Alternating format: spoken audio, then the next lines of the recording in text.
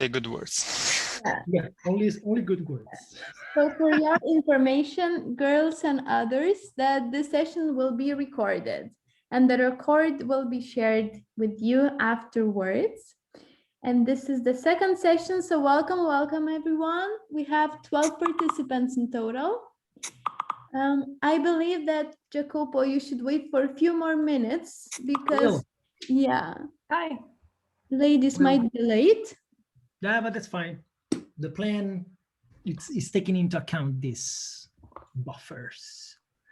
Hola Mario, ¿qué tal? Ciao, ¿cómo estás? Muy bien. ¿Y vos? Muy bien. Yeah, now it's weird for everyone else, right? Everyone understood. Yeah. It was just a brief detour. Yeah. Okay, and one more thing, Jacopo. Ula had to share a feedback form with you. Yeah, I included the link in my last slide so that I won't forget to share it. Okay, perfect. Thank you very much. You're welcome. Last but not least, right? You never know what's on the way. Yeah, exactly. It will be funny that you forget about feedback, especially on this session. Yeah. I should send the form link before the session, then hold the session. Then Mario, it's up to you and me to remind him.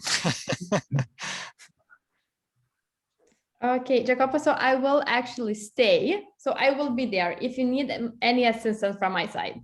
So many Just let me know. points. And we haven't even started yet. And we're already having... Well, you know, all these technical issues, they can change your plans, but it's okay now. We managed it. I'm perfectly comfortable with unexpected. Amazing. Okay, I would say we can wait 3 minutes more, something like 5:06, something like that. Okay.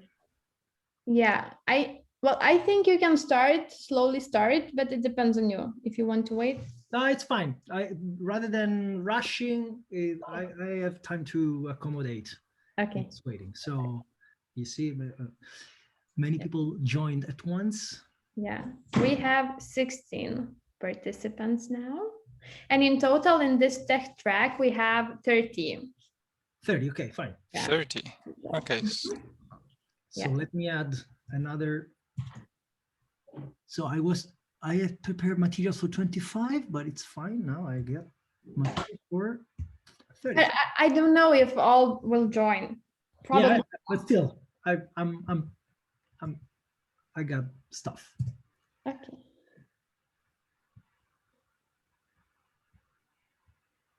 Okay. 2 minutes more. Oh. So how are the others doing today? How are our mentees doing? Good. Hi. Great. Good. Hello. Good to hear. Ready to learn. Amazing.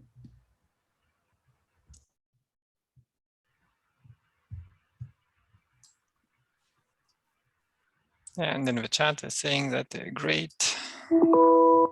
Nice.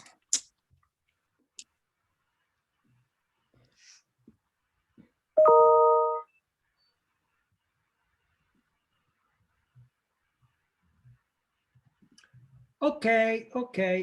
We're about to start. Let me share the screen.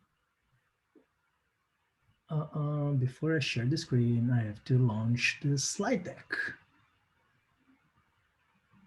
Voila. Present your view. Here we are. And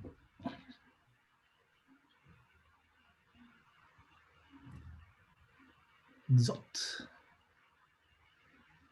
Can you see the title of the session? Yes. Yep. Okay, cool. Okay, fine. So let's start. So, welcome everybody. I'm very pleased to be here with you all. And let's first agree on a working agreement. I won't require you to speak very often. Basically, there will be lots of hands-on activities, and you will hold these activities together in pairs. So you will be even free to talk Lithuanian with your partner, and you won't be required to talk in public that often, unless you want to ask questions, which is always welcome throughout the session. But in order to give me some feedback and in order to answer my possible very short questions that you can answer just with a face or with thumbs up and thumbs down, please turn your webcam on unless you are in a very strange context and you don't want to unveil anything. I mean, we all got the options to keep our discretion, but still it's an invitation. So if you can open up your webcam, it will be allowing for more bandwidth to communicate more easily and faster rather than opening the microphone each time and then talking. Still, you can open up the microphone to ask questions. I will be glad to answer all the questions that I can. I just reserve to myself the right to postpone the answer to at the end of the session, or because I know that one slide, one key point during the presentation or during the games that we will play will be enough to answer your question, okay? So this is enough for the working agreement. It's actually, I mean, you can eat, you can drink, don't be formal. So, I mean, let's enjoy the upside of a pandemic. So feel relaxed, make yourself at ease and basically enjoy the show. Yeah, so who am I? So basically, who the hell is Jacopo Romei? My name is Jacopo. And well, I will show you my background in just 6 slides and 3 minutes, just to give you a framing of the reasons why I came here today. So basically, what brought me to this point in my life. So I've started coding in 1996. So basically, I started coding in the 80s. The 1996 was the first time I coded as a paid developer. And I created 2 companies back in 2003 and 2006. And I crashed both of them. I completely destroyed both of them. And I mean, these were lessons learned. And I got into freelancing in 2008. So basically, it was about agile processes. Because I started using agile processes in 2003 with my first owned company, having no need to ask permissions to anyone. Back in 2003, being agile developer was like being someone from the Amazonas hunting with a spike in Manhattan. So basically it was like, what is agile? What is all about? Fine. Then it became a quite bit more mainstream. But while I was a freelancer, I started another company, which went much better. And in the meantime, I was hired by eBay Italia to care about their product development process. And in 2015, 6 years ago, I sold the share of my own company and I gave the resignation, and I quit my job and I went back to freelancing as a consultant for any company which is developing knowledge work-based digital products. Okay, so this has been my job now for 6 years as a freelance.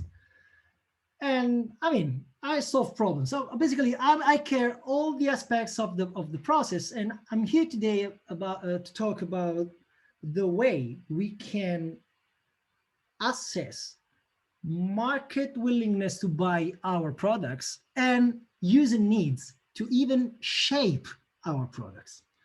I'm gonna tell you just a bit of theory, we're gonna play a couple of games, and I'm gonna tell you at least one story from the trenches. This is gonna be a huge part of this presentation. I wanna tell you a real case scenario in detail, actually, so it won't be just an abstraction, it won't be just a story of how things are nice to tell they should be, but instead it will be a story about things happen for real.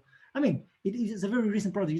It's not a use case extracted from 5 years ago. It's something that is currently happening. I will tell you stories taken from my winter. So basically just a few months ago. Okay, the first main and probably the only key theoretical concept that I want you to keep in mind is, have you ever seen this diagram? Okay, this is a so-called Cynefin framework. I'm gonna write in the chat. This is spelled in a very strange way. This is a Welsh word. In the chat, you can have it like Cynefin framework. And this has been created by Dave Snowden, which is a little bit less known than the other Snowden. And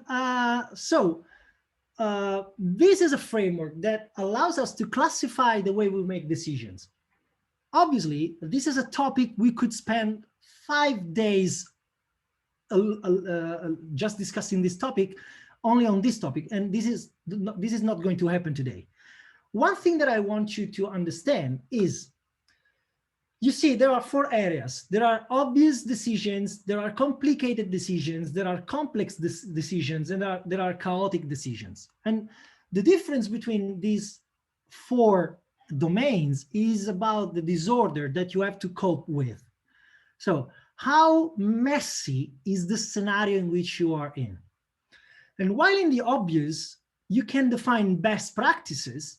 For example, it's obvious that if you let a glass fall, the glass may break. And so it's obvious that the best way not to break the glass is not to let it fall. Okay? You can even teach this concept to a very young toddler. You can teach this topic to someone who's 2 years old. They don't speak very well, but they know that if they let something fall, something bad will happen. I can teach my children not to let them fall, not to make things fall.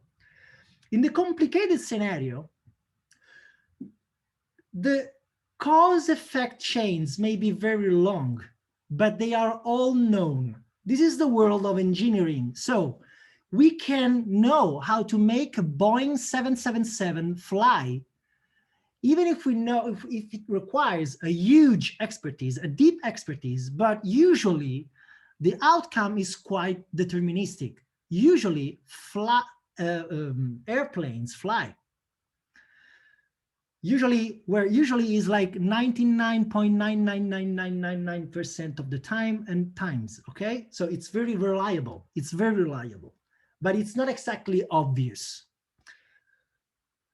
The complex domain is something that we should be interested a lot as product owners, because this is where we don't know exactly what.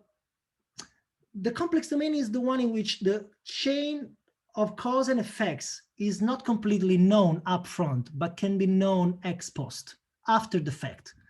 Like me, raise your hand if you ever had a picnic spoiled by a sudden rain that was not planned. Thanks for being that sincere. Yeah, it happened. And I mean, I fly gliders, I sail sailing boats. I love all meteorological sports, okay? And I know that even if I study meteorology a lot, the uncertainty about the weather in 2 days will be very high. And even the weather about next morning will be very high. And it's still, though with my fellow pilots, we talk a lot about the weather tomorrow, what currents there will be, what will be the wind and whatever, we'll all know that maybe tomorrow when we'll go to the airfield, our day will be spoiled by something unexpected. This is what we call complexity. And product development happens in this domain. We can always explain why a product had success, but we cannot plan for certain success of any product. This is a key point, because we can tell why a storm happened, but we cannot plan exactly for a storm. And this is exactly what we need to do, what we need to think when we cope with product development and product ownership. What is left for us to do when we don't know how to plan exactly? As you see in this picture, let me get a pointer, a spotlight. Yeah, can you see the red dot? Okay, cool. So when we are in the complex scenario, so while we are in the obvious, I mean, we sense the situation, we categorize the situation, we respond. So it's like, okay, this is a glass like last time I left it and it broke. So I won't let it break again by not letting it fall. It's obvious what we have to do.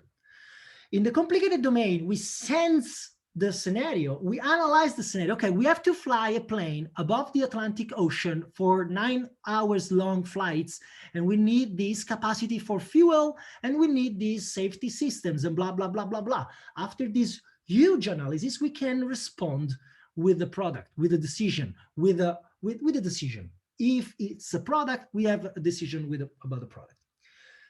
If you're in the complex scenario, instead, we can just probe the scenario, make sense out of it, and then respond. And that's what we do when we talk about meteorology. We send a balloon up in the air every 6 hours to understand what it's likely to happen in the next 12 hours. And this is how meteorology works. And this is how we work in the complex domain. Educating children is a complex task that we face, most of us face every day. Do you have children? Anyone in the room? Okay, cool. Do you know, Evelina, do you know what will work exactly tomorrow to educate your children, or do you go by trial and error? It depends on the age of my children, because one is 8 years old, our is 2 years old, and it depends. Okay, it's a good answer. Thanks. I would also argue that even if your children are 18 years old, you're not exactly 100% sure that something will work to shape their behavior. So that's a complex scenario, and product development, this is my closing point, we talked enough about it, unless you have questions, is a complex, happens in the complex domain. So we have to shape and, we have to design experiments to probe our market, to understand what the right product is. We can know, we can understand, we can learn from the lessons learned by other people who developed successful products. We can copycat a few of their features, but we will never know if our products will work in the market we are launching them as a new players. And so what we are left to do, what we are left with is shaping experiments to probe the market and reduce the risk and postpone irreversible decisions as far as we can. Okay, is it clear so far? Do you have questions? Okay, fine. I'm sampling 5 people out of 16, but I will assume it's a wide enough sample to go on. Okay, cool. Now, the other thing that I want to state, because this is going to be the last chance I have to state this to you, is that product owners are not a final job. Product owners are not there for the sake of themselves. Product owners are means to an end, which is, I mean, it doesn't matter how much you are in love with your own job, and it doesn't matter how sophisticated is your approach to product ownership, how much you are fond and aware of methodologies and tools and methods. Being a product owner means being able to bring products which are good products to the market that satisfy user needs and generate revenues for the producers. Somehow you have to do it, and how you do it matters less than the quality of the product that you deliver. Okay, so this is in order. I mean, I started using agile development techniques back in 2003. It's been now 18 years. Wow. Fine. After 18 years, I know that orthodoxy is not rewarding. You have to, especially in the product owner area, you have to be ready to stretch the boundaries of your methods and keep in mind that your only goal is to deliver amazing products that are sustainable for the company who delivers them. And the sustainability part is usually hard.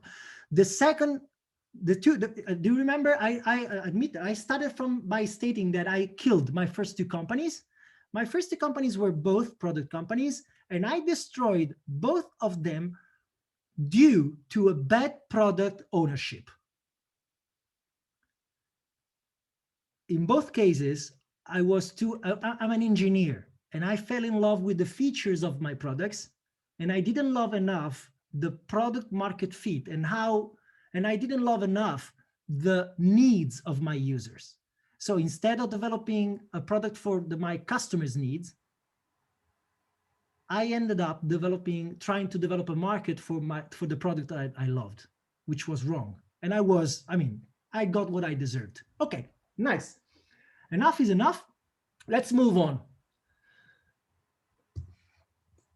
Okay, the first key concept that we want to talk about, and just with one slide before we get more into action, is that quantitative analysis of the market can be summed up with these three concepts. So there is the TAM, SAM, and SOAM. TAM stands for total available market, which is how many people are interested in the kind of experience we are delivering to the market. Serviceable available market is what is the fraction, what is the percentage of the total available market that we can reach with our specific technology or with our specific kind of service. And the serviceable obtainable market is a fraction of the SAM, which is the forecasted fraction of the SAM that we can reach, that we can bring into using our own products or services. There are examples here. For example, the total subscription video market is a TAM. The total Netflix market is the segment of the total subscription video market. And I can set a realistic goal to sell a subscription TV service into the subscription video market, which can be the numbers I will work upon to state whether my product will be viable or not, because in the end, our revenue should be always above our expenses. I want to give you another example, which is much better. This example comes straight from the Airbnb pitch slide deck that was published a few years ago. These slides come from the deck that the founders used to raise their second round of investments. So let's see what they were describing as their TAM, SAM, or SOM. So the first one on the left is the TAM, the total available market. And it is about, so they decided to describe how many trips were booked at that time worldwide. It was close to 2 billion of bookings every year. And I think it should be noted that they are using, despite Airbnb being focused only on online reservations, they have included in the TAM any kind of reservation. So basically, this is a measure of how many people are interested in the market of reservations, of trip booking every year. Fine. So this is the upper bound of the market that we can address. So first tip, if the total available market is too little, probably the product isn't worth developing. The one in the center is the served available market. So it's a first skimming of the market. Since Airbnb was specialized in online trip booking, and in particular, it was at the beginning, especially, it was about budget booking. With these two filters applied, the market of bookings drops down to 500 million. Okay, cool. So now if we are Airbnb and we are trying to conquer this market, this is our arena. So this is where we are fighting our battles. The serviceable, obtainable market is the market that you find described on the right side, the market that Airbnb estimated to reach. And by this estimation, their market share dropped down to only 10.5 million every year. Please note that the TAM, SAM, and SOM can be rated in number of people or in money. Usually, it's better, if you can, it's better to rate it money-wise, because the viability of your business model and of your product is going to be rated in money and not in just number of users. Okay, is it clear by now? Do you have questions? Okay. By the way, if you have questions that will emerge in the next few minutes, note them down. There will be a question and answers session by the end of the session, a Q&A slot at the end of the session. Okay, let's move on. I have one question, but not about the PO part, but just how you handle this crash after your disasters. Okay. I will be glad to answer these questions, but let me make the point about product ownership, and I will be glad to answer your questions if we got some time left, or I will give you the chance to get my answer in another way. So let's move on with another example. Now we are going to build it. So let's assume that we will build it together. Let's assume that we want to produce and sell a new model of electric tip brush, okay? And we're going to sell it in the Italian market. It doesn't matter if you don't know Italian market. I'm going to provide you numbers about Italian market just to understand the way we reduce our scope. Okay, and so we are planning to sell it at a price point which is 30 euros, which is the average price for this kind of product. So we are making a very mild assumption that will be average. Okay, cool. So we know that in Italy, we got 60 million of citizens and 80% of the population owns a tip brush. But only 70% of the citizens, of the Italian people, own an electric tip brush. So after a brief calculation, we know that we are in front of a population of 33 million of people. Okay. Now, if we want to make, so this could be our TAM people-wise, but what about making it money-wise?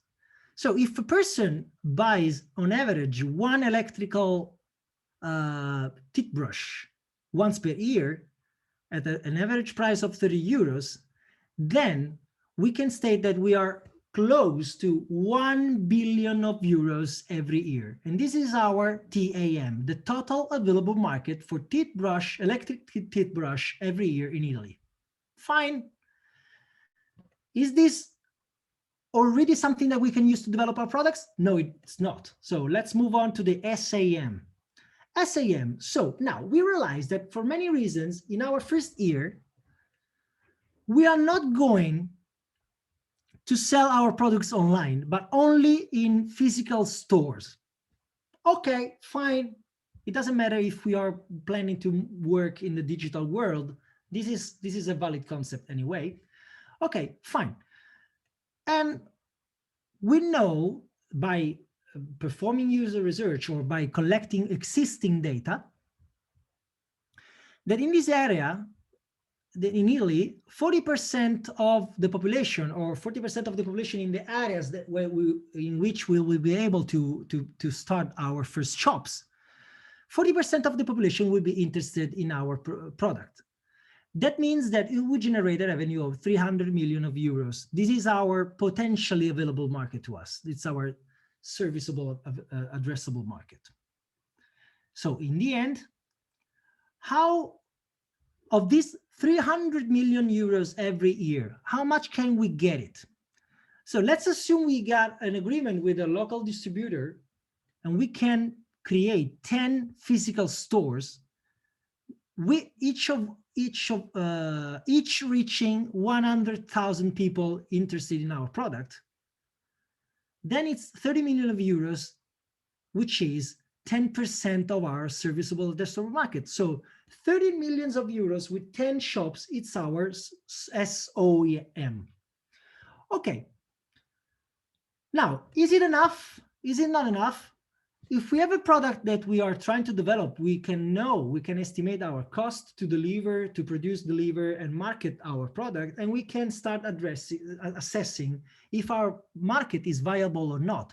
And assessing viability of our market is the first key marker, our first key milestone to decide whether we should go on or not. Because, and this is the final point here, our main job as product owners is to validate the viability of our products by making hypotheses, creating experiments, and communicate to the rest of the company whether the product that we are trying to shape will be viable or not, by minimizing the effort required to understand it. So developing a whole product and then try and hope that it will work in the market, it's not the right way to go. Okay, fine. Thanks, Jacopo. It's very, clear or not, but I don't know how to, what should I do now? How can I change my behavior as a product owner starting from tomorrow, according to what you just told us? Well, now I'm coming out. As a product owner, I don't believe that much in quantitative research as a research that gives us insight which are useful when you are prototyping your first ideas. You want to have an idea, general idea of your TAM, SAM, and SOEM, but I strongly believe that qualitative research and tapping into the willingness of users to tell you their needs and their desire about new products is much more powerful than quantitative analysis. And I struggle a lot when I work with huge corporates, which have usually inherited a deep quantitative mindset coming from marketing and sales, which are the departments which are usually in contact with the market. And I struggle a lot when I claim that I want to talk with users rather than using, for example, public data available on statistics about electrical teeth brush. Okay, fine. So what do we do? And we are entering the second act of this presentation. User research is made of many methods. This is a diagram, a very useful diagram created by Christian Röhrer, in which we can see behavioral tools or methods, attitudinal tools of methods, and on the other axis, you got qualitative and quantitative tools. And surveys, emails, and A/B testing are quantitative ways. I mean, when we are using markets, data about markets, we are basically here. We are saying what is happening from an attitudinal point of view, what users are declaring or what users are doing, but we don't understand the real experience of the user. We don't understand the real details of the user experience. We don't understand the behavior. And one of the capital sins of product ownership is focusing on demographics as the only way to understand our personas. We want to understand the behavior of our users. We don't want to understand. We don't just want to aggregate users by age and by geography and by yearly revenue. Because, for example, I am 42 years old. I'm probably higher income compared with average Italian, but from many point of view, I behave as a Generation Z. I'm a millennial. I'm an X generation, but I behave as a Z generation because I'm on Twitch. I do many things that my people that were at school, my schoolmates, don't do. But I want to be. Probably brands want to understand where I am and when I am in order to deliver something that I need in the moment I need it. And aggregation by statistics doesn't allow you to get into this detail. So, as you see, Röhrer describes many tools, and we will try to do an exercise on the so-called ethnographical interview. Let's change slides. So it's time that we play. I will be splitting you in pairs, and I'm gonna have you meet your mate. And you will have to understand what is the lifestyle of your mate by asking questions in order to discover the needs that may emerge as your own speculation in their life. So basically, let's assume that Lina is going to meet Agne. It's Agne, right? Okay. So Lina is going to meet Agne, and Agne is going to meet Lina, and they're gonna ask each other questions about their daily life, with the aim not to sell a product, because the product is not there yet, but with the aim to understand in which needs we could somehow think about delivering a new product to each other. So basically, you're going to have an experience of shaping a discovery and validation process, which is based on a market made of one person, your mate, okay? So it's a very tiny market, very easy to investigate in, that you will be able to investigate in somehow something like 10 minutes, okay? So you have 12 minutes, like 6 minutes each. Then you can decide whether you can go asking one question each, or giving 2 minutes to just tell what's the typical day. You decide the technique. So that's the best of hands-on activities, that you do it as you like. But the aim at the end of this first 10 minutes round will be to have understood the habits of your user. Understand your user and then try to spot the weak points in their experience while they're trying to accomplish their jobs. In order to do this, I'm going to share a link. Let me just give you this. Okay, so you can edit this one, and the password is going to be Women Go Tech. I'm going to set the password and share the link with you in the Zoom chat.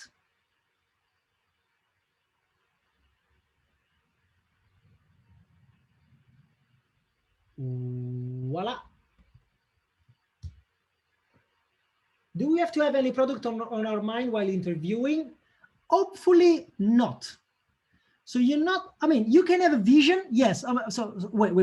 Let me rephrase it. So I'm answering Evelina's question. She asked, do we have to have any product in our mind while interviewing? My answer is, you can have a vision of what the product could be, but you don't have to sell the product during the interview. You just have to understand the needs, and probably your vision about the product will drive the question that you ask. Okay, now you have 20 or 30, 25 or 30 frames in the board. And you can, I mean, you can just quote your preferred one. So basically, I didn't know the name of any one of you, so I couldn't pre-assign the boards, but you can pick one and you put your name and then it's yours. And you can use this value proposition, so-called value proposition canvas, to fill it. Let me show you where you should go. I'm gonna share the screen, but another screen. I'm back. Ciao, everybody. Okay, here it is. Okay, fine. Can you see the Miro board? Okay, I see a couple of yes and one no. Yes. Okay, fine. So if you zoom, it's going to be clear. Okay, now a user, okay, in the agile world, customer and users are words which are a little bit ambiguous, but let's assume that here, the one who pays the software is the one who uses the software, okay? So let's keep it simple. Now, people usually want to do something in order to obtain something else and to reduce obstacles and annoying things and annoying facts that happen along the way. So let's assume we have an umbrella, okay? So basically, the umbrella is the product. So let's keep it in the back of our mind. And then customer job is not getting wet. What is usually the umbrella doesn't provide, I mean, we don't get any gain in not getting wet, but we get some, like having wet clothes through the day in the office. This is a pain we want to address, okay? So basically we can understand that our users are trying not to get wet because they want to avoid this pain. But what if they want to also look awesome and nice? This is a gain that may have while they try to get not to get wet. And that's the reason why, if we talk about this customer job, an umbrella usually is something that prevents us to get wet in order for us to be dry while we spend our day in the office. But they can also be made by Prada or Gucci so that we can also look nice while we use our umbrella. And this is a part about the gain of a product, which has nice features about style and about being good looking. Okay, so these three sectors may lead your interview to your counterpart, okay? Just as a very rough guide. So I stop here. I will give you 10 minutes starting from now. Sorry, I have to create the pairs, obviously. Let me just, I will create random pairs, okay? I will assign, I choose create. So it's basically, I'm not 1, 2, 3. So And my side question, does everyone really opens the Miro board and remembers the passwords? Yes, it's Woman Go Tech. All small caps, all small letters, right? yeah, right. I have a question. Yeah. When you open up the Miro board, do you automatically get assigned to some sort of frame, or like everyone are on one frame? No, basically, since the frame is on your own specific usage, you just pick an empty one, you put your name, and then it's yours. But how do you pick one? 'Cause I've never used this tool. Ah, sorry. Because it immediately opens it like on one map. Okay, fine. I will show you how. It's fine, and it's a pleasure. Because I see all the mouses like. Yeah. Okay. So when you enter, so basically you can zoom in and zoom out by clicking here. Do you see my monitor? I see your monitor, but I don't see your mouse. Here it is. Look at. Oh yeah, now I see. Okay. Yeah. Now I'm going lower left. Lower right. There is Mhm. the mouse zoom in and zoom out commands here. And you can also pinch in and pinch out. Ah, yeah, now I see it. Okay? Yeah. Cool. Great, thanks. Now, let's suppose you pick up this board. It can be your own name. So it's you double click here and you click like Agne. Okay, I'll take the 10. Okay, then. yes, this is my gift to you, okay? And then you can use these post-its and move here just to take notes. And you double click on the post-it and you write inside the post-it. It's very easy. Yeah, got it. Thank You don't need you. to know anything else by now. Okay. So now we have Sharunas. Are you go? It's the right pronunciation, Sharunas. Yes, correct. Cool. And are you going to play with us? Yeah, sure, why not? Okay. And so, including you, we got 3, 6, 9, 10, 11 people.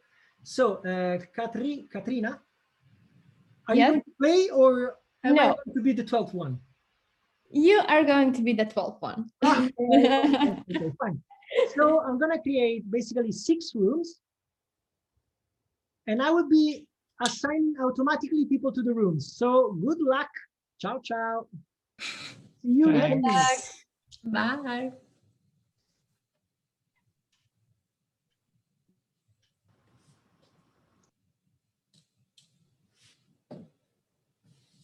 So I'm gonna move Katrina outside. Thank you. Yeah, basically don't accept the invitation. Katrina, I will be getting into your room, okay? Okay. Cool.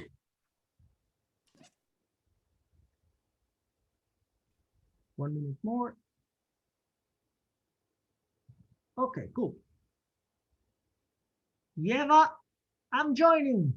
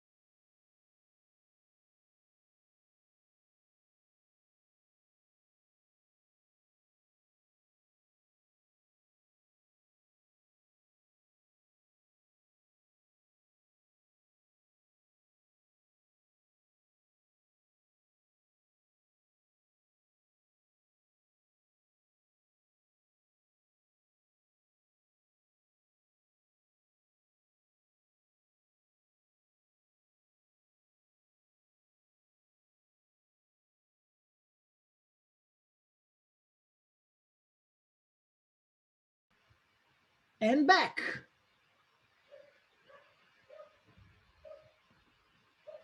I'm gonna close the breakout rooms because I'm not relying on discipline of anyone. Close the rooms. Ha, ha, ha. How did it go? You should ask Eva. How did it go, Yeva? It was very nice. In such a short period, you can understand a lot about the person and his needs. Yeah, a lot. 7 seconds. Welcome back, Vaida, and welcome back, Sharunas. Yeah. It is right. It's Sharunas, not Sharunas or Sharunas. Sharunas, yes. Yeah, okay, cool. It's a very Indo-European plain accent. That's where Lithuanians are. Yeah. I mean, I was bonding as an Italian, so. Okay, cool. Nice. Welcome back, everybody. I hope you enjoyed this exercise. I will tell you, as a debriefing, I will tell you my experience, which was completely like yours. I will share my screen and I will show you my value proposition canvas. Can you see it? Yes. Okay, cool. So let me just move your faces on the second screen now that you're back. Okay, so that I can see all of you. Okay, cool. So I asked my roommate what was her job, and she told me, well, I work blah, blah, blah, blah, blah, blah, blah, blah, blah. I work there, I do that. And I asked her, okay, but how do you have lunch? What is your, I mean, I'm sure that everybody has this customer job. Every customer has a few customer jobs are shared worldwide through the cultures and through the societies.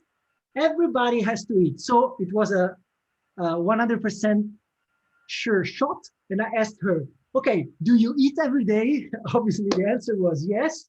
And how do you eat every day? So, and basically she said, I got no spare minutes left in my lunch break. And I don't like to wait for the orders. And I am afraid that the quality of food delivery is, I mean, I don't enjoy the food delivery. And again, I don't have spare minutes, so I don't have time to cook. So you see, I put all this stuff in the pain area, because all these are pains that I would love to fix for my user. And one of the gain that a user trying to have lunch may try to get is having a good diet. So what do I eat every day? Is it possible for me to eat peanuts every lunch of my life? Obviously, it's not sustainable. It's not possible. So a good diet is in the gain, among the gains that a user trying to have lunch will be willing to get. Okay, cool. I also noted down in the pains the fact that she eats most of the days snacks, because I think snacks are unsustainable from a nutritional point of view. Do you have questions? Does it give you a clear scenario?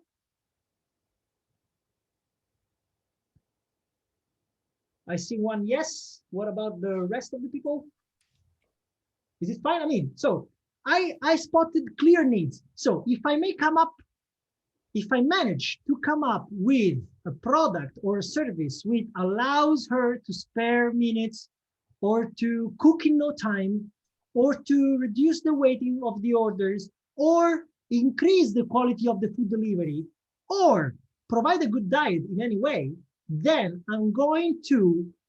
this will mean addressing her needs to have a good lunch, okay? Do you follow me?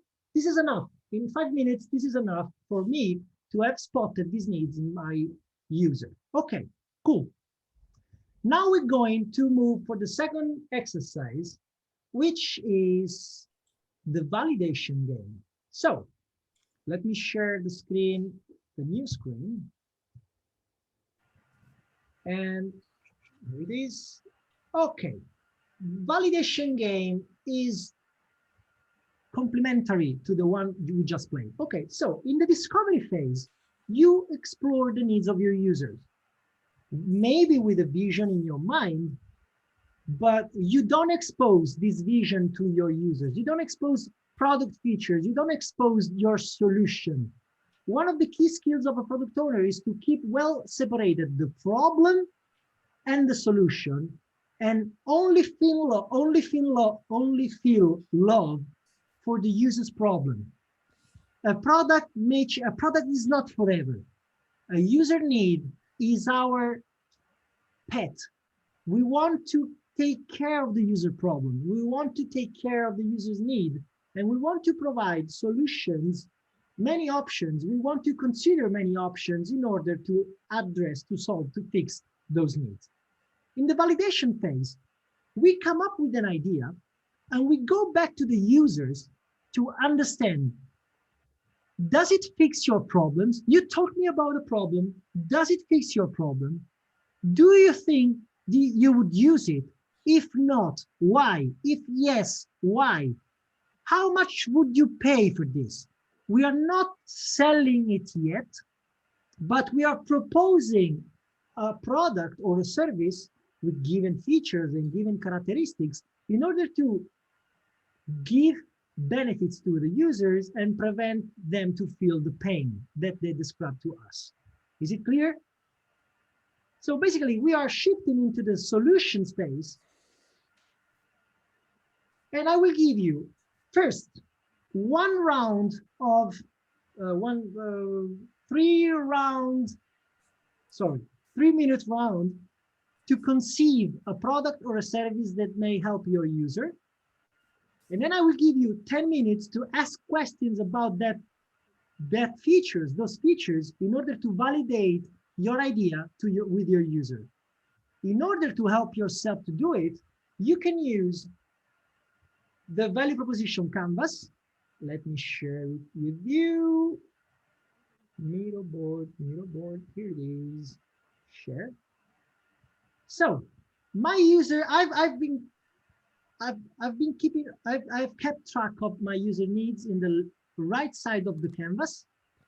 Now I'm gonna use the left side of the canvas to shape the so-called value proposition of my product or my service, which is creating a product here and see how it can create gains and relieve pains of my users. If we go back to the example of the umbrella, let's try, let me find it back. It was like confident, as far as I remember. Nope, wet. Oh yes, here it is. Okay, cool. So, do you remember the job to be done was not getting wet? Not getting wet. The gain that I wanted to give was looking awesome and nice. And the pain that I wanted to prevent is having wet clothes through the day in the office. Okay, these are the user needs. So one of the products that I may develop is the umbrella. This is easy. And so how can I create this gain with an umbrella? Probably by making it designed by top fashion designers. Okay, this is a quite common strategy. If you don't think it's a good strategy, then you should wonder how big is the fashion market. And it's not by chance that someone from Italy is making this example. And what about the pain reliever? Actually, the pain reliever of an umbrella could be like, it has to be waterproof. I mean, the umbrella is quite an obvious product, so it doesn't, I mean, it's obvious, but if you start talking about digital products, then these are the features that you want to describe and the way it maps down to user needs and user pains, especially because, please note, umbrella is just one of the products and services that you can use, but because also you got another chance, which is the poncho. Is it called poncho in Lithuania too? Okay, cool.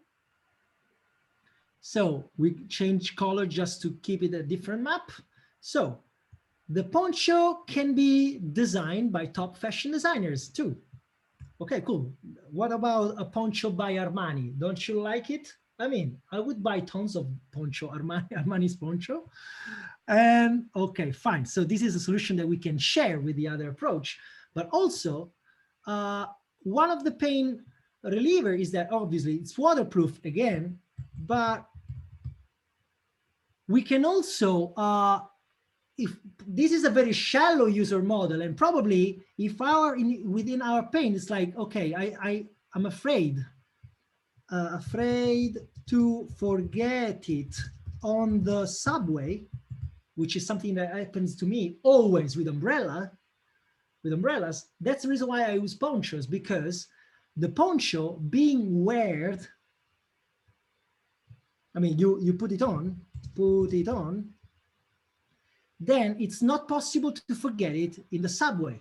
Okay, do you follow me? It's very clear, I mean. So, and this is a nice exercise in which we can shape products and services to map so that we only shape the features of the product which are meaningful within the user space. Okay, let's move forward. I give you 3 minutes to think about, I'll give you 2 minutes to think about a product or service that could address your users' needs.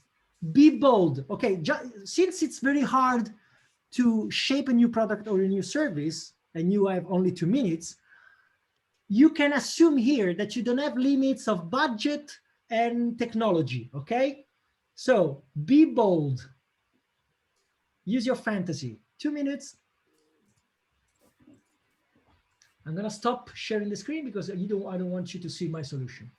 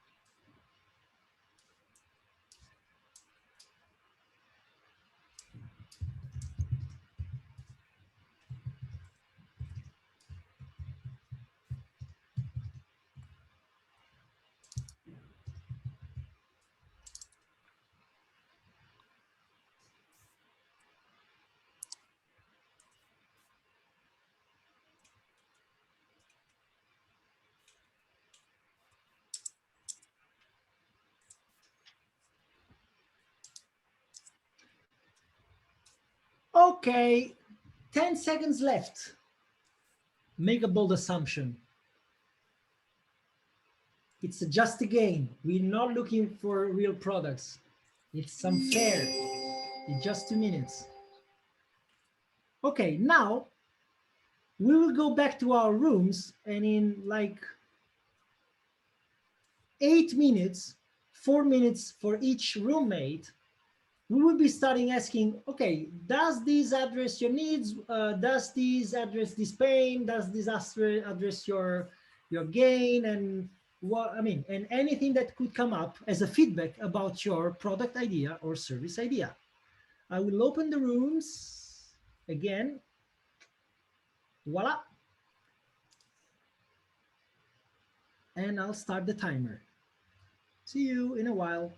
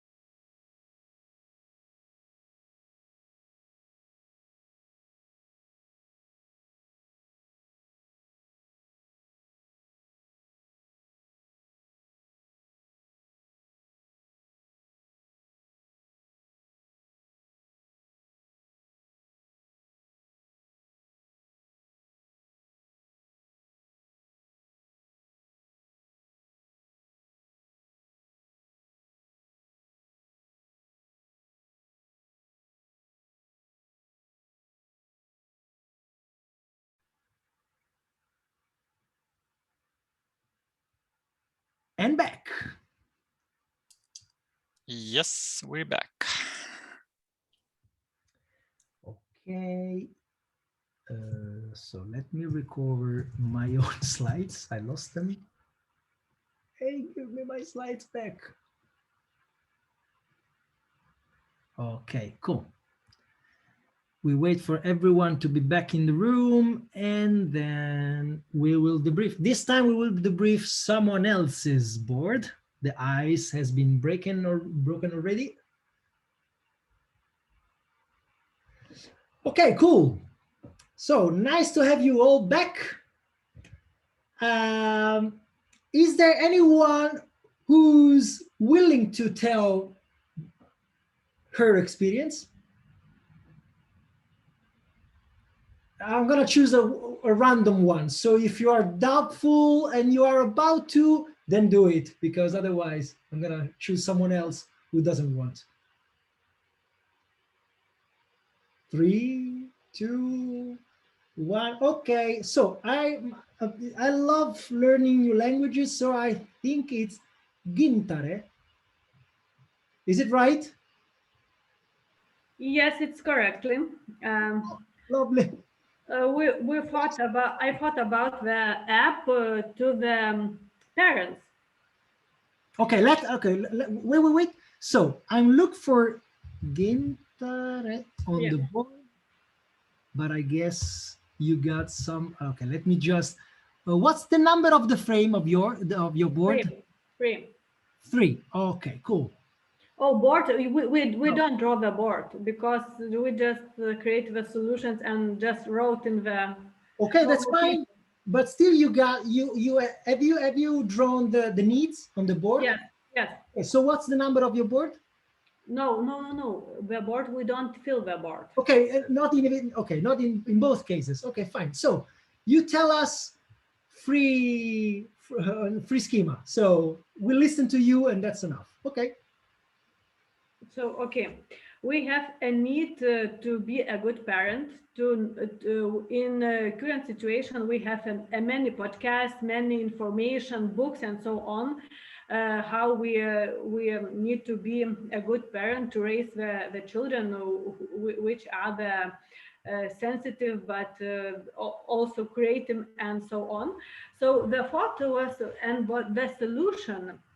The main problem was not the problem, but the main goal was that we want to be the raise children and be a good parent. And there is many information in current situation world. Okay. So we have the need to have good reaction to every problem, that the child will be raised a good person and not traumatized and so on. Mm-hmm. So that was many steps of that, like how we need to act in current situation in every age, because age is very important. Also, there is many podcasts and games when you need to learn something new. So these questions, what I need to do in current situation, or how I need to learn my child when he don't want to play, or how I need to do when he don't want to eat, and that's on. It's like the problems, yes. Right. And what we create, I think that one of the solutions will be think that it will be like the app, where you just, it can be how to be the good parent or so on. And you can, in the app, you can choose the age of your child, and with every age, you can also choose the problem or the skills which you want that your child will learn.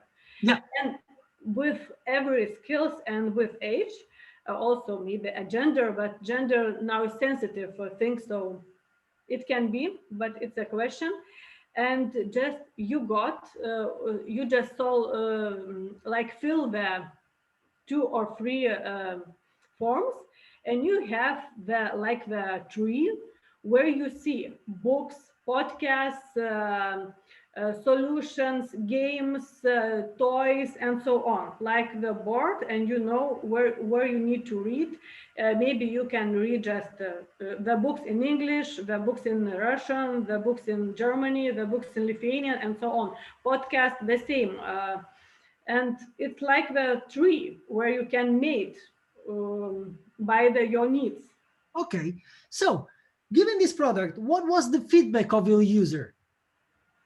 My user was like quite have the good reaction in this Okay. thing, and we think maybe we need to create this app. Okay.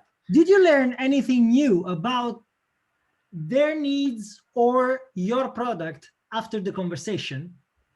I understand that I going to the good road, and Okay. my goal was like very good in that part.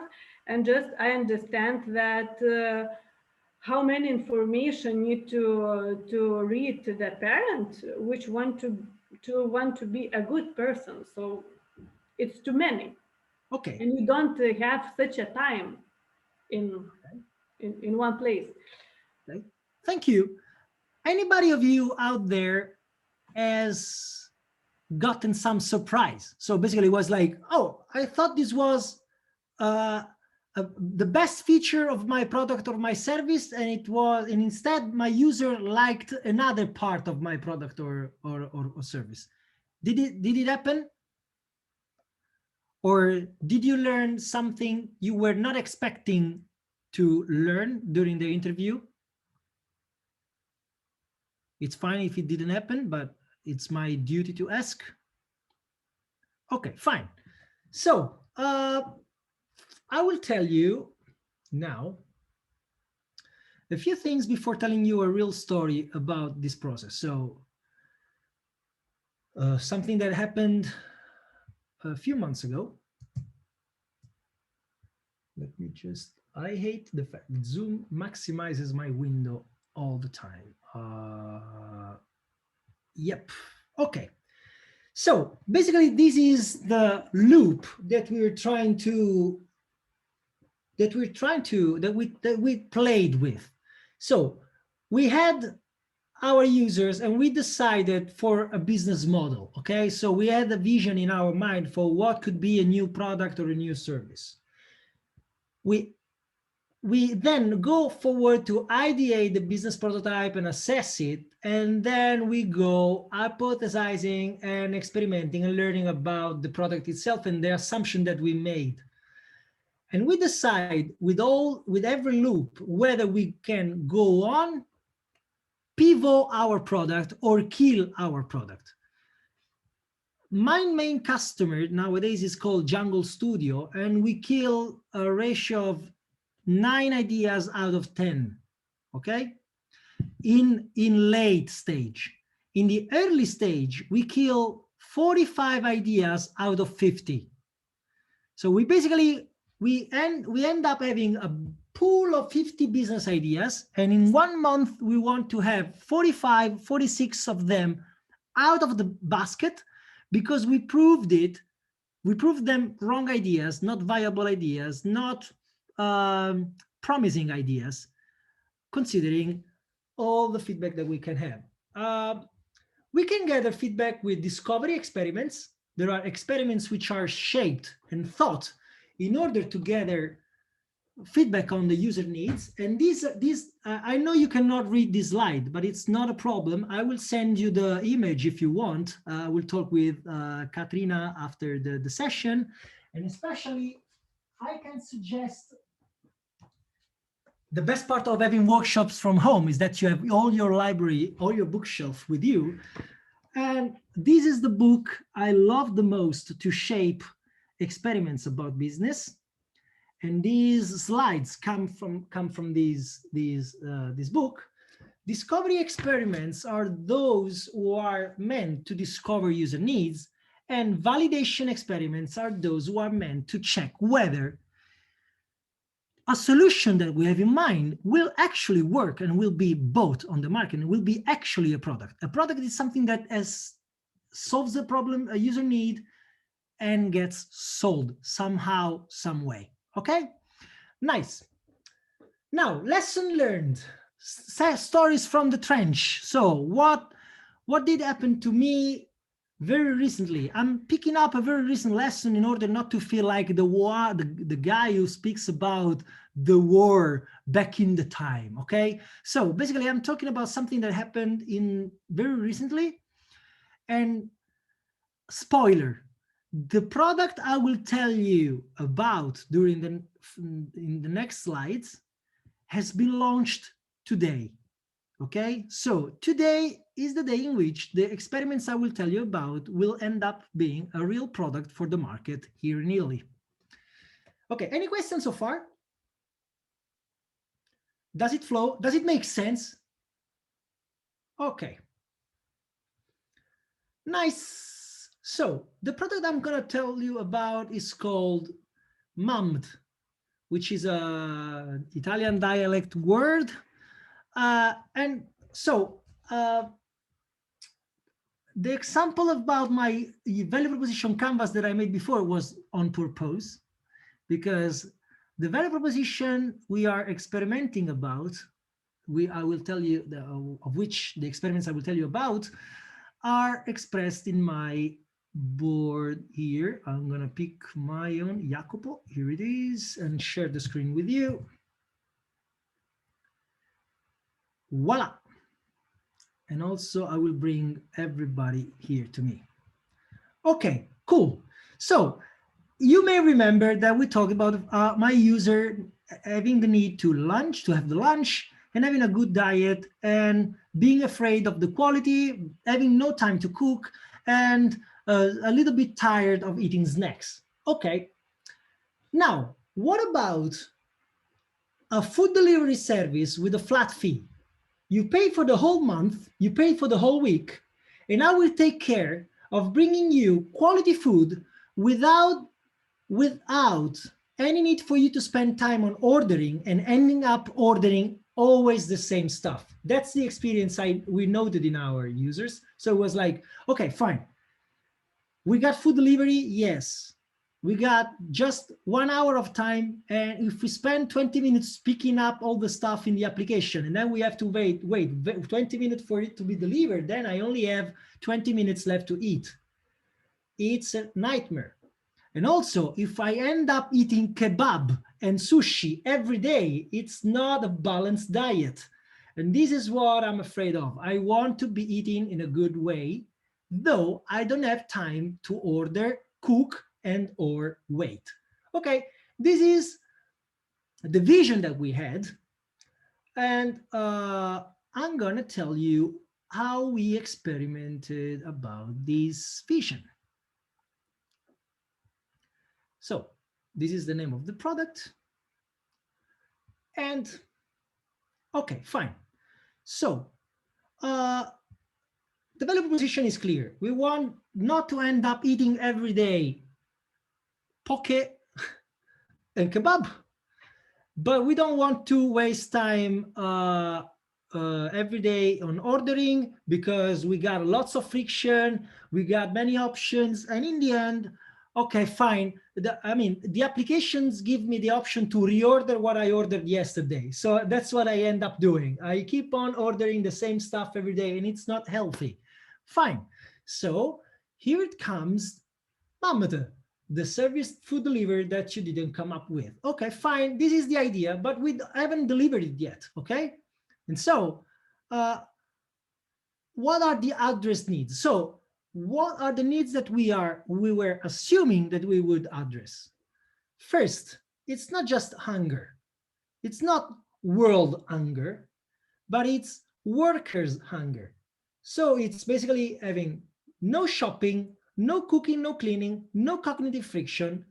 So it comes up with time saved. I want to eat in a healthy way without wasting my time.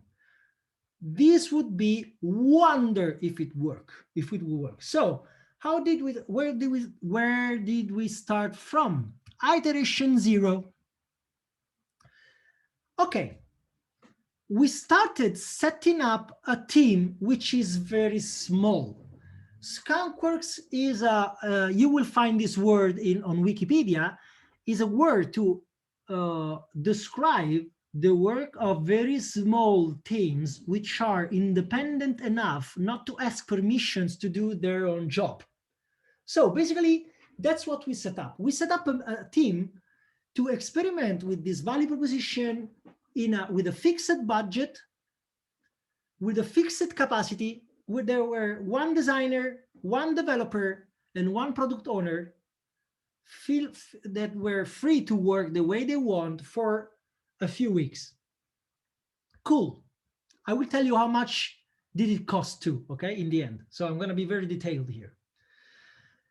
They started by drawing a customer journey and a market analysis. So basically market analysis, it's okay, there is competition. There are other services that are providing flat fee food delivery every week and every month. So what are their characteristics? So we clustered the competition and we ended up discovering that yes, there is competition.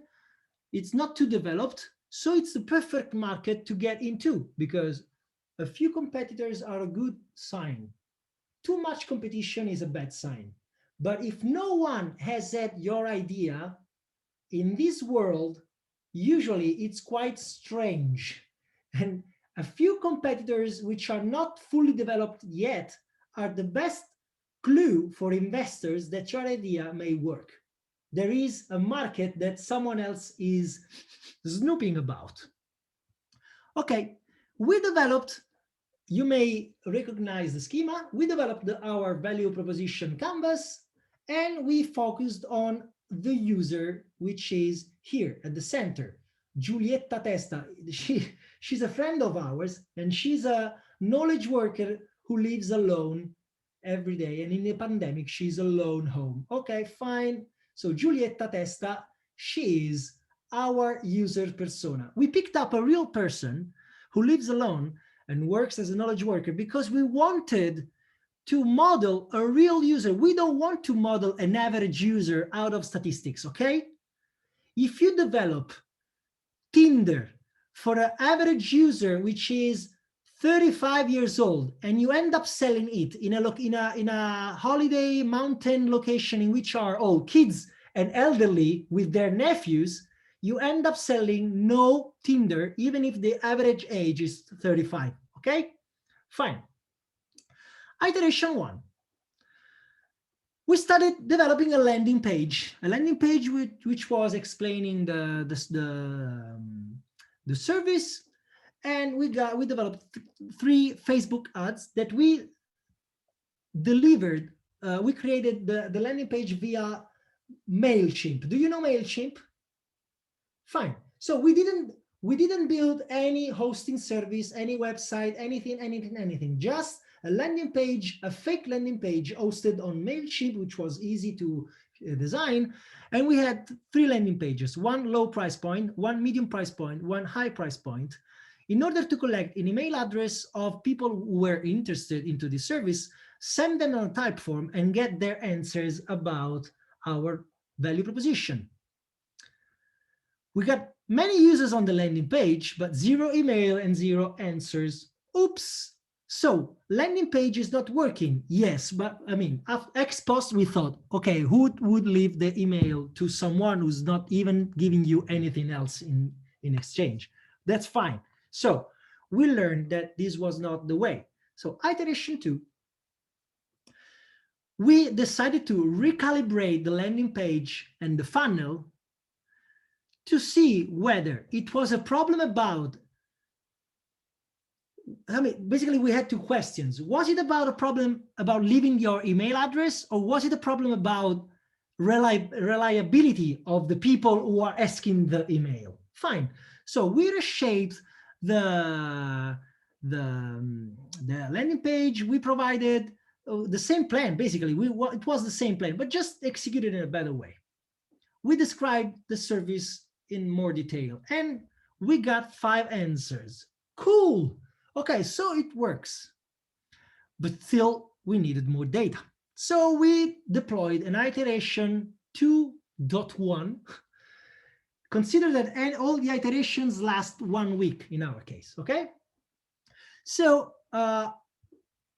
we decided to have a Facebook ads directly linked to the survey. So skipping the landing page and making the pipeline shorter. This is pure product ownership in place. In very early stages, product ownership, it looks like this. And we got 156 answers. Cool. Okay, cool. So we started having some data. And in iteration 3, we used those data to interview our highest ranking users. So the questions were shaped to understand whether they were liking the value proposition or not. For example, if I ask Lina, it would be a problem for you to not to choose the food that you eat every day? Because that's our value proposition. And if Lina says, yes, but maybe I could grow up a bit tired after a few days. And instead, if Rasa tells us, wow, I would love to stop thinking about choosing and I would eat anything. I like everything. Please send me the food. I will take my money. Then Rasa sounds more like our early adopter, more than Lina, okay? And we want to focus our early steps of the product on our early adoptions, because we don't want that. I mean, convincing someone is a problem. Convincing everybody is another problem. And you don't need to convince everybody to start validating your product. Okay, so we ranked our users and we selected those who were liking our value proposition the most, allowing us. Do you know this schema? Do you know the business model canvas? Have you ever heard it? Business model canvas is a scheme to describe business models, and we decided to focus on the users who allowed us to, for the most of the freedom on the rest of the business model. Because I mean, if Rasa it's not a problem for Rasa to get any food, then it allows us to choose any provider of food. And then we have less problems in validating our value proposition. We developed a so-called customer journey. You see, we're talking today about user research. So user research is a skill set of UX designers. And you may think, okay, Jacopo, but weren't you supposed to talk about product ownership rather than user experience design? Well, I think the best friend of a product owner is someone able to perform user research and prototype in a very fast way, to iterate very fast on users, to get feedback from users. So actually, if you don't have a qualified product owner, pick up the smartest UX designer and you will get a very good approximation of what a product owner is.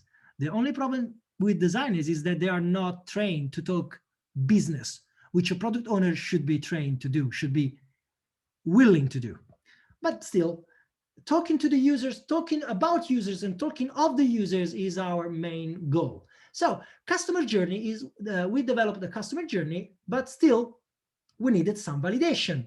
Okay, the discovery was over. Now we needed the validation of our idea. So we understood what our early adopters could be, who could they be, and then we needed to validate our ideas with them. Iteration number 4, the mega hyper test. Okay, so this was a longer iteration on purpose because we needed time. Because, I mean, you see, the main question was, let's feed them for a month and let's see if they grow up tired of this scheme of getting food every day at the same time, not choosing the food. So the goal of the experiment was to validate the value proposition and validate the business model, because now it was about bringing real food to real customers. But the question behind this experiment was not just, let's see if it works, but let's see what takes them to get tired of this product. So rather than their adoption, let's validate their retention. Okay, so don't forget, again, they don't choose the meal, they can only choose when they don't want it. So basically the model is you call me the day before you don't want food, but if you don't call me, I will send you food. I mean, it's a dream come true to me. But still, okay, so we started another campaign of ads on Facebook and Instagram, and we had another survey to understand, okay, do you like this VP? Are you from a specific neighborhood in town? And do you promise and do you guarantee and would you sign this document which states that you don't have allergies or any specific needs for your diet? Again, our final product will be inclusive, and we want to sell food also to people who are milk allergic like myself, or to vegan people, or to someone who wants a protein shifted diet. But to validate the question, will they grow tired or not, we didn't need this level of detail. And so we decided to go for omnivore, non-allergic people. We picked up a few partners. It's like Cibo Container, Caffè Università, and a carrier, so a courier. So how can you say? By the way, people who bring stuff to other people. And so these were our partners in this test. They were aware this was a test. We paid for full price to them, and we didn't negotiate the price because basically the goal was not viability of our business, but just the feasibility of our business. We wanted to test whether it was desirable, and we were able to deliver it. Every day we brought food to our users, and they were asked in turn to fill up a daily survey and answer in a weekly live interview. The test lasted 4 weeks. The first week was about finding the proper delivery time. And for example, we exchanged, so like after a few days that people, I mean, the time slot was between noon and 2 p.m., right? We brought food in the first 4 days at 12:30. All of a sudden, at the 5th day, we changed time slots and we started delivering food like 1:45. We wanted to check whether they were complaining about it or not. And some results came up. The second week micro test was about not notifying that food was arriving. So basically, you signed up for that kind of agreement, so it's fine. I will send you food. We don't need to alert you.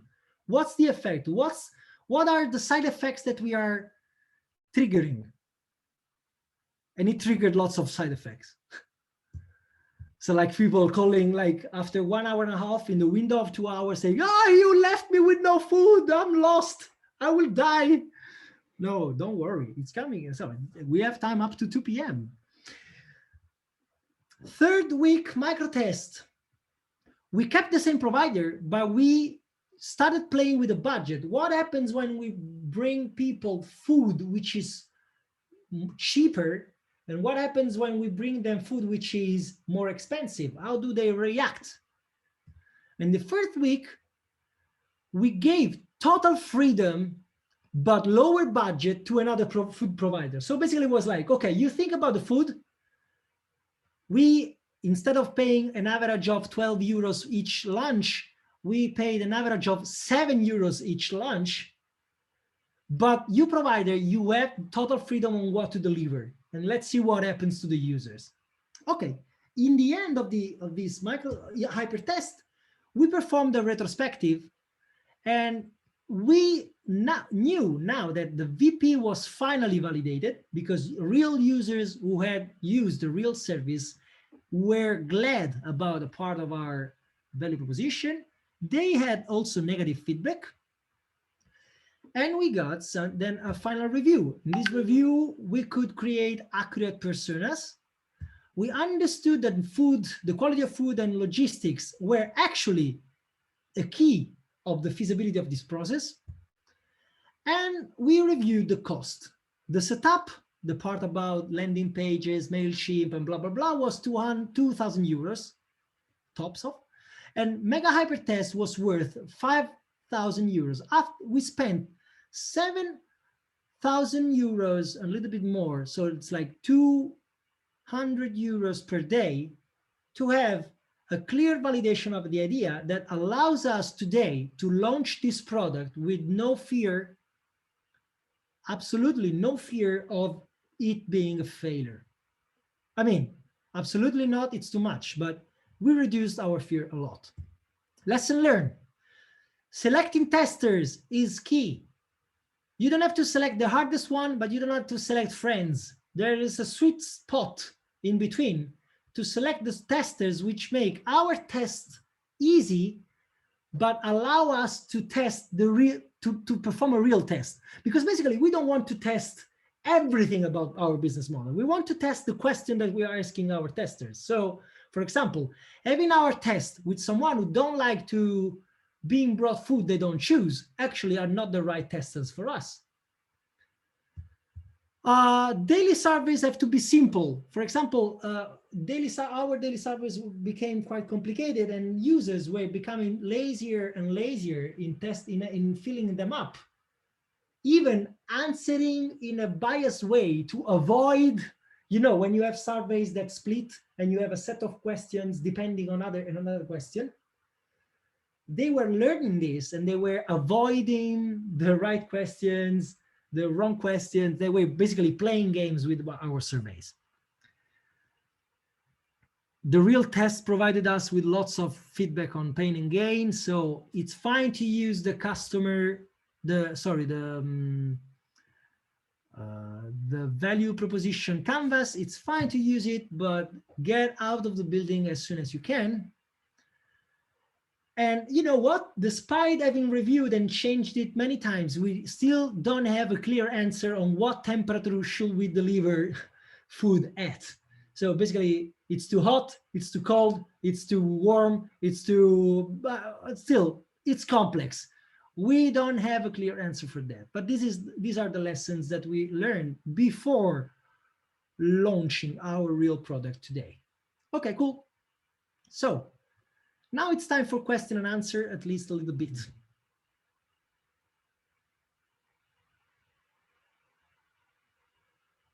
If you have any. I have one as I speaking. Regarding the last slide, I mean, the test, how long it should be. It's not, it should be not too long and not too short. Yeah. So what is the basic of this test? Because it depends on a person and it's very like, you will not be very clear of one of you testers. So. Okay, so I have a very clear answer articulated in 2 points. First, when you are shaping and designing an experiment, you have to clearly and explicitly state exit conditions, confirmation condition, and falsification conditions. Okay, they can be fuzzy in the merit, but they have to clearly state it. Write them down when you have not started the experiment yet. Because human beings are quite strange and they change the perception of the experiment ex post. And so, for example, in our experiment was, the experiment is confirmed the very moment one user asks us to stop delivering food. Okay, so it was not a positive statement, it was a negative statement. Yeah. Second, you can time out your experiments in order to be sustainable, but still long enough to allow for your team to be confident that the data are reliable. And there is no science here. It's hard. It requires lots of intuition. Science is made of a method when it goes to demonstrating hypotheses, but to formulate hypotheses, that's creativity. Scientists come up with hypotheses out of intuition. They cannot show, you cannot automatize creation of hypotheses, okay? And this is a key point. So for example, for the landing pages, we needed volume of data. And so we spent lots of money on the Facebook advertising in order to collect many users in a few hours, so that the day after, the result of the experiment was already there. Because I mean, in that case, one user every day for 30 days, it's 30 answers, exactly like 30 answers in one day. Okay, so you want volume generated by ads. In the case of the experiment, in the validation experiment, we wanted time, because the time was the subject of the experiment. So we wanted the experiment to last 1 month, 1.5 months, in order to allow tiredness, boredom, and annoying details to emerge. Basically, if you want to sum up these two elements, the point is an experiment only fails when it kills the researcher. And you want to keep the experiment cheap enough to be sustainable, even if it's wrong. So only focus on capping the cost and then go even randomly. If they are fast and cheap, you can afford to get wrong, okay? To be wrong and to get lessons about this, the product, the service, but also about the best experiments that you will shape. You will learn doing experiments, and you will learn, and you will improve a lot in just a few months doing experiment continuously. I hope it answers. Otherwise, tell me if I may be clear. Yeah, thank you. Okay. Any other question? So did your personas matched the first user that you are imagined, your friend? Mostly, though it came up that a few people were thinking to like this product more than they actually did. So the testers were all early adopters, but many people who answered in the survey that they liked the idea, then, for example, they were questioning the fact that they couldn't choose the food. But in this case, the idea is that you don't choose the food, you just eat. And so once again, we discovered that if you ask people, they will answer in one way. If you observe people while they do things, they will act in another way. And the latter trumps the former. What people do will always be more important than what the people tell about themselves. For example, today we launched the product. Okay, it's fine. We are out of danger completely? No, because actually the test that I told you about was made for free. So what happens? How does the behavioral dynamics of the users change when we start applying a fee on the service? It will change. We don't know how, and we will discover it by we launched today, okay, but we launched only in Torino. We didn't launch in New York, London, Berlin, and Madrid,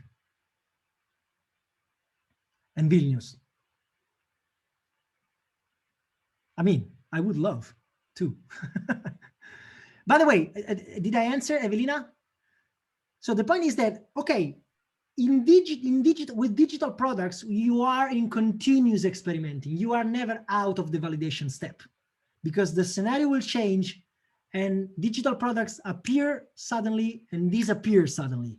And they disappear the very moment they stop researching new needs and new value propositions to integrate the previous ones. Other questions? Yes, I have one. Lina. So how can you do market research when your customers are in another country? How do you find them? How do you reach them? Do you have any advice? So we have a huge problem here with Jungle Studio because we are starting the discovery and validation program in India, and we started one in Brazil. Lessons learned. The one started in Brazil, it was a nightmare to run remotely because we basically had people in the middle. They had to translate our message to their users, to our users, which were not ours. Because, I mean, the morale is this. If you are to learn something, you cannot ask someone else to learn it on your behalf. If you have to go on the bike for the first time of your life, you cannot ask me to learn going on the bike and then teaching you how to do it. And user research is more or less the same. We wanted to understand our Brazilian users for another product. It's not about Mammoth, it's another product, but we wanted to understand, because we have link with Brazilian and India markets because of our investors and whatever, we wanted to understand our Brazilian users, and we ended up hiring translators to have very slow, very boring interviews live with the translator who translated our questions and their answers, rather than asking people in Brazil to perform the research for us. And this is the lesson we learned before we start discovery and validating ideas in India. And COVID is a problem. We had planned trips to India, but we had to stop. And it's a not fixed yet problem. And we delayed the discovery and validation in India by a few months. I will let you know how it ends. It's very real life here. So it's these days topic. Other questions? Just I remember about my question earlier. Yeah. So what did I do with my 2 companies when I destroyed them? Yeah, how you let not to fall down and just have a big motivation to move on.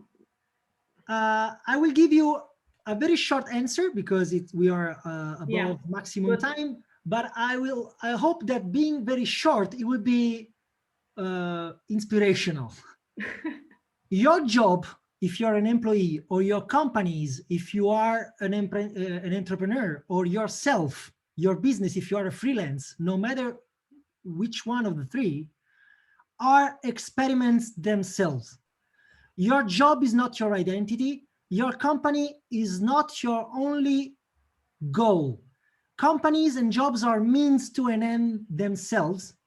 And I used my companies to understand things that I ended up learning anyway.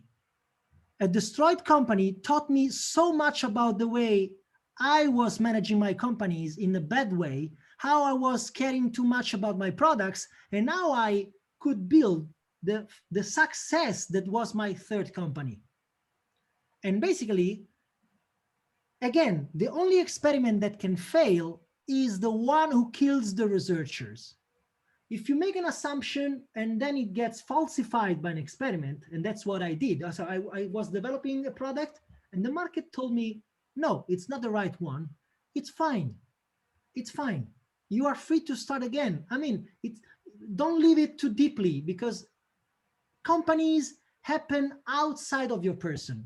Your person is a thing, and your companies and your job are part of your ecosystem. Shape everything in order to let them be failable in a cheap way. Experiments, companies, teams, divisions, postpone irreversible decisions. And building up a limited company in Italy is quite cheap. And after a couple of years, I was closing it. It's fine.